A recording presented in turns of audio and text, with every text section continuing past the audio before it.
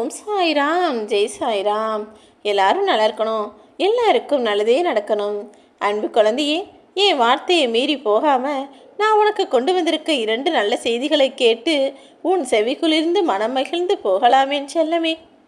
உனக்கான நல்லதை நான் நடத்தி கொடுப்பேன், செஞ்சு கொடுப்பேன்னு சொன்னபடியே நீ எதிர்பார்த்த விஷயத்தை உனக்கு முடித்து கொடுப்பதற்காக தான் இப்போது உன் வீடு தேடி வந்திருக்கேன். மனிதனாகிய உங்கள் எல்லாருக்கும் ஆசைகள் நிறைய இருக்குது. ஆனால் ஆசைப்படும் போது கொஞ்சம் துன்பம் வரும், அதன் மூலமாக அவஸ்தைகள் வரும்னு சொன்னால் மட்டும் அதை ஏற்றுக்கொள்ள மனம் தயாராக இல்லை அல்லவா? பொதுவாக ஒரு விஷயத்தை புரிஞ்சுக்கோ என் செல்லமே. எவ்வளோ பெரிய விஷயத்தை நீ ஆசைப்பட்டாலும் சரி, அதை அடைவதற்கு முன்பாக ஒரு சில துன்பங்கள் வாழ்க்கையில் வந்து போக தான் செய்யும். யாரோ ஒருத்தர் சொல்கிறாங்கன்னு உன்கிட்ட சரியாக பேசாமல் பழகாமல் உன்னை கவனிக்காமல் இருப்பவர்கள் எந்த மனிதராக இருந்தாலும் சரி, அல்லது உன்கிட்ட முகம் சுளிக்கக்கூடிய உறவு யாராக இருந்தாலும் சரி, அவங்க உனக்கானவர்களாக இருந்தால், உன்னை முழுசாக புரிஞ்சுக்கிட்டவங்களா இருந்தால் இப்படி ஒரு விஷயத்தை செய்திருக்கவே மாட்டார்கள் தானே. யார் என்ன சொன்னால் இவங்களுக்கு புத்தி எங்கே போச்சு? எப்போதுமே உன் மேலே அன்போடும் பாசத்தோடும் அக்கறையோடும் கருணையோடும் இருக்க வேண்டியது என்பது அவர்களது கடமைதானே. இது தெரியாமல் உன்கிட்ட தப்பாக நடந்து உன் மனசில் இருக்கிற அன்பையும் கெடுத்துக்கிட்டு இப்போது எல்லா தவறுகளையும் செஞ்சு நாளைக்கு கஷ்டத்தையும் அனுபவிக்க தயாராக தானே உனக்கான அந்த உறவு இப்போது உன் மனசை கஷ்டப்படுத்துது. கவலை கொள்ளாதே. பல தப்புகளை செய்துவிட்டு இளமை காலத்தில் எல்லாரும் தப்புச்சில்லான்னு நினைக்கிறாங்க. ஆனால் முதுமை காலம் வரும்போது அதற்குரிய தண்டனையெல்லாம் பாவமாக வந்து சேர்ந்து தாங்க முடியாத துயரத்தை கொடுக்கும். என் அன்பு பிள்ளையே, நீயும் இப்போ உனக்கு வயசு இருக்குன்னு எந்த தவறையும் செய்யவோ எடுத்தெறிந்து பேசவோ வேண்டாம். உனக்கும் இதே சூழ்நிலை வரும்.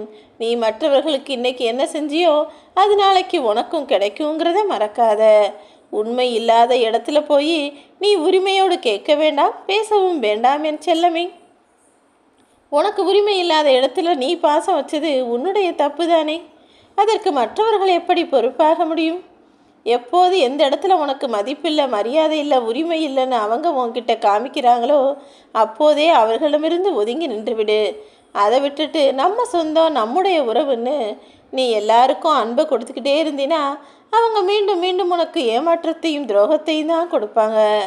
எல்லாத்தையும் நம்பலாம், ஆனால் எல்லாரையும் அளவோடு நம்பணும். ஏன்னா அவரவர்கள் தேவைக்காக மட்டுமே பழகும் பொல்லாத உலகமாக தானே இது இருக்குது.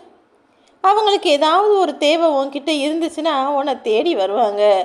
எந்த தேவையும் இல்லை அல்லது உன்னால் எந்த உதவியும் செய்ய முடியாதுன்னு நினச்சாங்கன்னா அடுத்த நொடியே கொஞ்சமும் யோசிக்காமல் மேலிலகத்திலிருந்து தூக்கி வீசிடுவார்கள் என்று செல்லவே.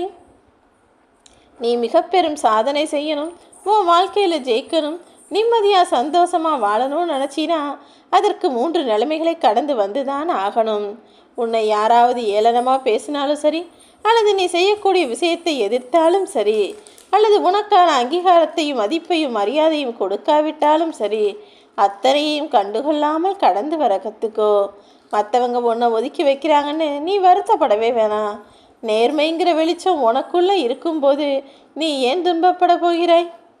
உன்னை காப்பாற்ற உன் சாயப்பா நான் துணை இருப்பேன். இந்த உலகத்தில் நல்லவங்களே இல்லைன்னு மட்டும் சொல்லாத. நீ நல்லவனா இரு. உனக்கான நல்ல விஷயங்கள் நடக்கும்படி உன் சாயப்பா நான் பார்த்துக்கிறேன்.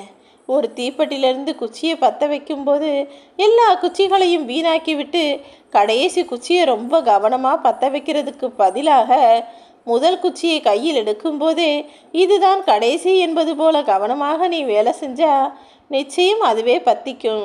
அதே போல தான் உன் வாழ்க்கையில் எந்த விஷயத்தை எத்தனை முறை செஞ்சாலும் ஒவ்வொரு முறையும் முதன்முறையாக செய்வதைப் போல கவனத்தோடும் சரியாகவும் சிறப்பாகவும் செய்யப்பாரு. எல்லா விஷயங்களையும் நீயும் சரியாகவும் செஞ்சிருவ, உன் வாழ்க்கையிலையும் நீ சுலபமாக ஜெயிச்சிருவ. நீ ஆசைப்பட்ட விஷயங்களையெல்லாம் அழகாய் உன் வாழ்க்கையில் நடத்தி கொடுத்து உனக்கான நல்ல செய்தியையும் இப்போது உன் வீடு தேடி வந்து சேர்த்து விட்டேன் அல்லவா?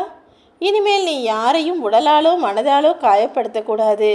எல்லாருக்கும் நல்லதை செய்யக்கூடிய நல்ல பிள்ளையாக நீ இருந்தீனா நான் உனக்கு நல்லது செய்வேன்.